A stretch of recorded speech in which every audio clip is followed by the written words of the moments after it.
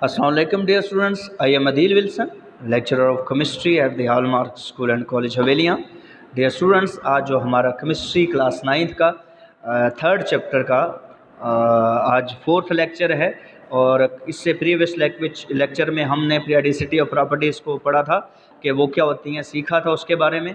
और पहली प्रॉपर्टीज़ हमने शुरू की थी एटॉमिक साइज़, और मैंने बताया था कि एटॉमिक साइज़ को हम तीन चीज़ों में एक्सप्रेस कर सकते हैं, क्योंकि एटम का साइज़ उस तरह से तो मेजरेबल नहीं है, लेकिन हम इसके साइज़ को एक्सप्रेस कर सकते हैं तीन तरीक़ों से। तो ये हमारे पास एक होता है एटॉमिक रेडियस, एक होता है कोवेलेंट रेडियस और एक होता है आयनिक रेडियस। तो यहाँ पे आज हम जो स्टडी करेंगे लेक्चर नंबर 4 में वो है एटॉमिक रेडियस। ठीक है, तो जो एटॉमिक साइज़ है उसको हम किस में रिप्रेजेंट करते हैं, एटॉमिक रेडियस में क्या करेंगे, रिप्रेजेंट करेंगे। ठीक है, उसमें उसे क्या कर देंगे, एक्सप्रेस करते हैं, जाहिर करते हैं। ठीक है, अब एटॉमिक रेडियस क्या होता है, कहता है the distance between the nucleus and the valence outermost shell of atom is termed as atomic radius. कहता है जो फासला होता है, एटॉमिक रेडियस क्या होता है, एक फासले का नाम है। किसका नाम है, एक फासले का नाम है। वो फासला जो किस किस के दरमियान होता है, न्यूक्लियस और आखिरी शेल के दरमियान। वो फासला जो किस किस के दरमियान, न्यूक्लियस और आखिरी शेल के दरमियान, आउटर मोस्ट शेल जो होता है एटम का, उसके दरमियान जो फासला होता है, इस फासले को हम क्या कहते हैं, एटॉमिक रेडियस कहते हैं। मिसाल के तौर पर ये इसका एटम का क्या है, न्यूक्लियस है। एटम का क्या है, ये किसी भी एटम का क्या है, न्यूक्लियस है। इसका और आखिरी शेल के दरमियान का जो फासला होता है, ठीक है, आउटर मोस्ट वैलेंस शेल के दरमियान का जो फासला होता है, इस फासले को हम एटॉमिक रेडियस कहते हैं। ठीक है, एक दफ़ा फिर सुन लें, कहता है द डिस्टेंस, एटॉमिक रेडियस एक डिस्टेंस है, एक फासला है। किस किस का फासला है, किस किस के दरमियान फासले का नाम एटॉमिक रेडियस है।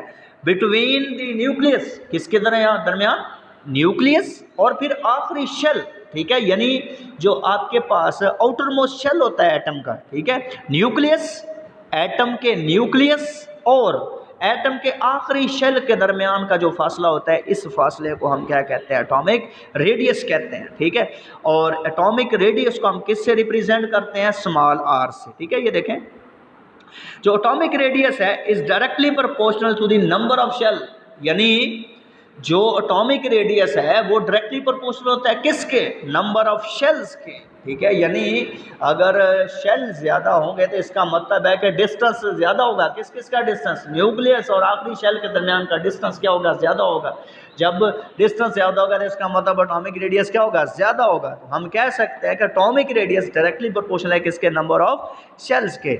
The atomic radius express in nanometre, इसको हम किस में जाहिर करते हैं, नैनोमीटर में। ठीक है, 1 × 10⁻⁹ मीटर। और द पिकोमीटर, यहाँ फिर पिकोमीटर में pm is equal to 1 × 10⁻12 metre, इसमें हम इसको क्या करते हैं, रिप्रेजेंट करते हैं। अब हम देखते हैं कि ये जो एटॉमिक रेडियस है, ठीक है, ये ग्रुप्स में कैसे चेंज होता है, ठीक है, या पीरियड्स में कैसे चेंज होता है। तो पहले हम देखते हैं, यानी trends of atomic radius in periodic table, यानी ये जो प्रॉपर्टी है एटॉमिक रेडियस, ठीक है, ये कैसे कुछ इंटरवल के बाद क्या होती है, रिपीट होती है पीरियड्स में या फिर ग्रुप्स में। ठीक है, तो ये हम स्टडी करेंगे अभी। तो पहले हम लिखते हैं जी ग्रुप्स के बारे में। ठीक है, तो जो एटॉमिक रेडियस होता है इंक्रीज होता है, कहता है atomic radius increases from top to bottom in groups, यानी ऊपर से नीचे की तरफ ग्रुप्स में, ऊपर से पीरियोडिक टेबल में ऊपर से नीचे की तरफ ग्रुप्स में क्या होता है, एटॉमिक रेडियस इंक्रीज होता है। क्यों इंक्रीज होता है, क्योंकि shells after shells are added, क्योंकि नए शेल्स क्या होते हैं, ऐड होते रहते हैं। और लाजमी बात है जितने ज़्यादा शेल ऐड होते रहेंगे, ठीक है, तो वैलेंस शेल तो दूर होता रहेगा उतना।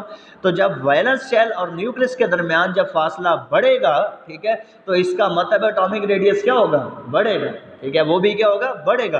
तो ग्रुप्स में क्या होता है, एटॉमिक रेडियस क्या होता है, इंक्रीज होता है। क्यों इंक्रीज होता है, shells after shells, addition of more shells, ज़्यादा शेल ऐड होते रहते हैं। जो फासला है, क्योंकि जो एटॉमिक रेडियस एक डिस्टेंस है, डिस्टेंस जब बढ़ता है न्यूक्लियस और आखिरी शेल के दरमियान, तो वो फासला यानी शेल्स के ऐड होने की वजह से वो फासला बढ़ रहा है। जब वो फासला बढ़ रहा है तो एटॉमिक रेडियस क्या होता है, बढ़ता है, ठीक है। और इसकी एक वजह और भी है, and shielding effect of electron, electron के शील्डिंग इफेक्ट की वजह से, ठीक है। तो इस वजह से भी हम कह सकते हैं एटॉमिक रेडियस बढ़ता है। उसके बाद है पीरियड्स में।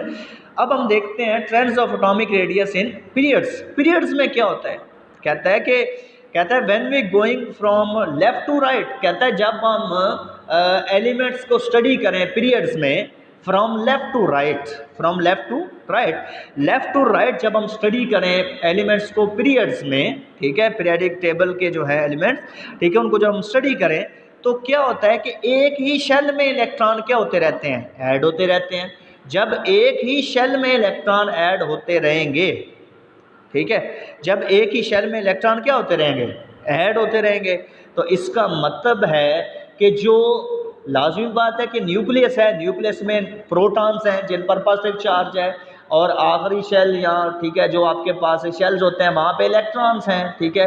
तो लाजमी बात है जितने ज़्यादा इलेक्ट्रॉन होंगे, प्रोटॉन क्या हैं, ठीक है, ये आपस में इंटरेक्ट करेंगे, ठीक है, ये एक दूसरे को अट्रैक्ट करेंगे और साइज़ क्या होता जाएगा, कम होता जाएगा।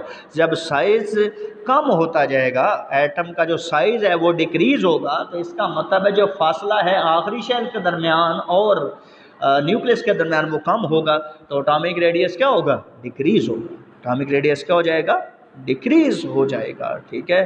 तो ये यानी पीरियड्स में क्या होता है, डिक्रीज़ होता है एटॉमिक रेडियस, जबकि ग्रुप्स में क्या होता है, इंक्रीज़ होता है, ठीक है। तो थैंक यू डियर स्टूडेंट्स।